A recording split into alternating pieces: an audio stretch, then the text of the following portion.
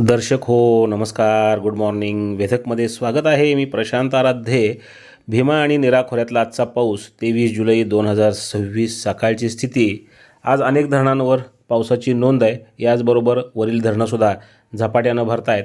आज घोड उपखोऱ्यातील Pimpalgaon जोगेवर 16 millimetre, माणिकडोहर 20, येडगाववर 11, वडजवर 24, डिंभेवर 51, घोडवर 1 millimetre पावसाची नोंद आहे. चिलेवाडीवर 16, कळमोडीवर 34. याचबरोबर भीमा खोऱ्यातील चासकमान प्रकल्पावर 12, भामासखेडवर 16, वडीवळेवर 67, आंध्रावर 30, पवनावर 91, कासारसाईवर 20, मुळशीवर 250, टेमघरवर 197, वरसगाववर 69, पानशेतवर 84, खडकवासलावर 13 मिलीमीटर पाऊस आहे.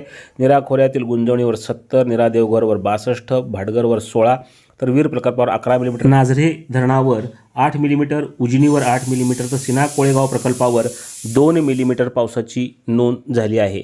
दरम्यान आता ज्या धरणातनं पाणी सोडलं आहे त्यामध्ये घोड प्रकल्पातून 4000 क्युसेक पाणी सोडण्यात आलं आहे. चासकमानमधून 10,000 क्युसेक, वडीवळेमधनं 4703 क्युसेकचा विसर्ग सुरू आहे. कासारसाईमधनं 750 क्युसेक.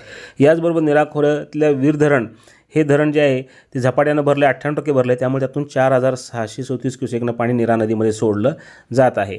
भीमा आणि नीरा खोऱ्यातील धरणंसुद्धा आता झपाट्यानं भरू लागलेली आहेत.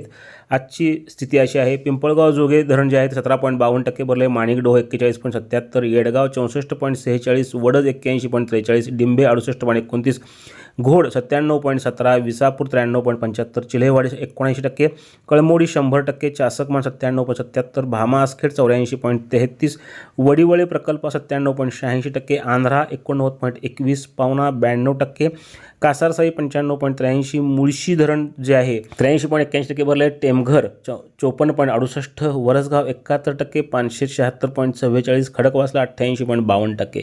नीरा खोऱ्यातला गुंजवणी प्रकल्प जो आहे तो 75.2% भरला आहे. नीरा देवघर 72.75, भाटघर 64.92, वीर 97.14, नाझरे 45.45, उजनी 54.57% आणि सिना कोळेगाव प्रकल्प हा -8.26% अशा स्थितीमधले आहे. पुणे भागामध्ये होत असलेल्या पावसामुळं पुणे बंडगाडांचा विसर्ग हा वाढत चालला आहे. तो जवळपास 19,000 क्युसेक इतका आहे आणि दौंडला भीमा नदीचा जो विसर्ग आहे तो 20,000 क्युसेक इतका आहे.